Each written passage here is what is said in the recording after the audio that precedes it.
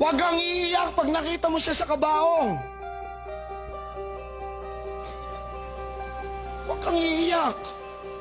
Ikaw ang naglagay sa anak mo sa kabaong. Walang kasalanan ng bata ron. Kasalanan ng magulang yan. Nag-iisip ka ba o nagtatanga-tangahan ka, magulang ka? Tingin ka sa akin. You are really killing your own kids, ha? Imagine, ha? Pinipilit kasi ng science na matalino pa siya sa Diyos. Oh, come on. It will never happen. Look at this, kapatid. Kayo pala talaga ang pumapatay sa kanila. Well, it's for you to think about it. Congratulations kung may aabot ng 30. Tapos umiiyak kayo pag may sakit ang anak nyo. Umiiyak kayo pag nagkakasakit ang apo nyo. Anong iniiyak-iyak nyo? Nagbunga na po ang mga panlalason nyo. Pero I'll tell you something, guys. Ginagawa ko po ito araw-araw sa harapan ng daang-daang mga magulang, and I'm proud of doing it. Bakit ako proud? Isa lang naman ang layunin ni Doc Atoy, eh. Sa mga umaattend sa akin daan-daan, isa o dalawang magulang lang ang totoong tamaan at magbago. Araw-araw may naililigtas akong kabataan. Happy now. For your information, ang immune system, ang kaisa-isang doktor na nilikha ng Diyos mismo upang ilagay sa loob ng ating katawan.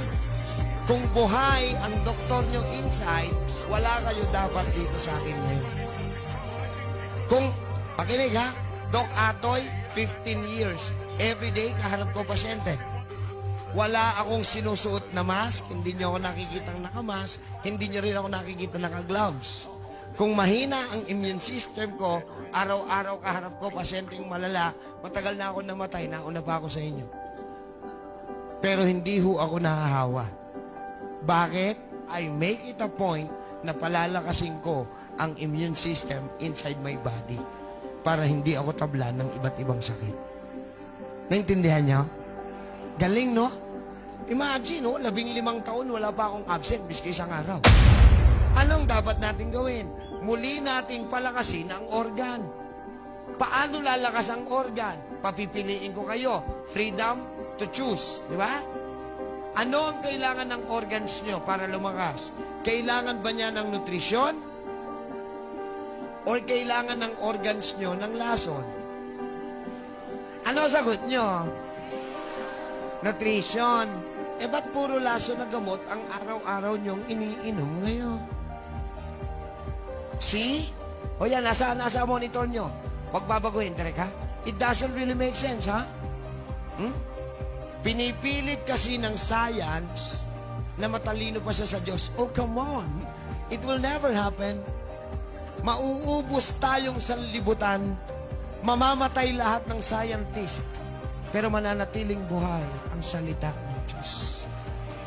Amen?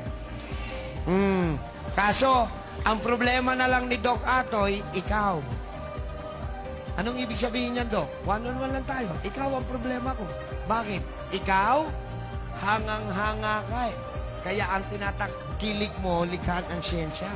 Pero wala kang kabilib-bilib, kaya hindi mo tinatangkilik ang likha ng Diyos. Where is your faith, my dear children? Ha? Pakita ko kung nasa ang paniniwala nyo. Tingin. Pag nutrisyon ang nire-reseta ng doktor sa inyo ngayon, ang dami nyong tanong, ang dami nyong takot, ang dami nyong duda. Nung chemical ang inireseta sa inyo ng doktor noon, aba, walang nagtanong, walang natakot, walang nagduda, basta na lang ngumanga ka at nilunok mo siya. Ano ang ibibigay ko para lumakas ang organs mo? Ano gusto mo? Nutritional guidelines or chemical guidelines? Buburahin natin to. At bakit nutritional guidelines ang naisip mo, Doc? Basahin natin yung panghuli at pangsarado ng usapan. Revelations 22 verse 2, Ezekiel 47:12. The Lord said, tinanim ko ang mga halaman at puno upang ang mga dahon at bunga nito ang magsisilbing kagalingan sa lahat ng uri ng karamdaman ng buong nasyon. Sino po ang nagsalita nito? Si Lord, hindi si Doc Atoy. At alam nyo kung ano pangako ni Lord? He promises healing. You can read it pag uwi nyo. The Lord promises healing. Anong ibig sabihin yan? Hindi lang lunas. Hindi relief. Hindi remedy. Hindi control. Hindi therapeutic. The Lord promises healing. Kaya pala, guys, walang commercial sa TV, sa radyo, kahit sa prints, na mababasa nyo yung word na healing. Bakit? Hindi nila kayang ibigay sa inyo. Kay Lord lang yan dapat manggaling. At tanungin natin, Lord, nangako ka ng healing, paano namin i-claim? Yan, pwede mong i-claim. Wala ka pa niyan eh. Paano namin i-claim, Lord? Basahin natin. Makukuha daw ang healing sa mga bunga at dahon ng nilikha niyang puno at halaman. May nabasa ba kayong chemical? Kaya pala yung mga ninuno natin, humaba ng gusto mga buhay nila. Tumanda sila na walang sakit at karamdaman. Tama? Alam niyo kung bakit? Walang masyadong chemical ng araw. Nung nausok chemical, umiksi ang buhay ng tao. Same goes with your body. Look, gamot and synthetic drugs, para lang silang sungkit. Ang kaya nilang tanggalin, ang pangalan lamang ng inyong sakit. Eh yung pinagmulan, paano ka nagkasakit? Matatanggal ba ng gamot?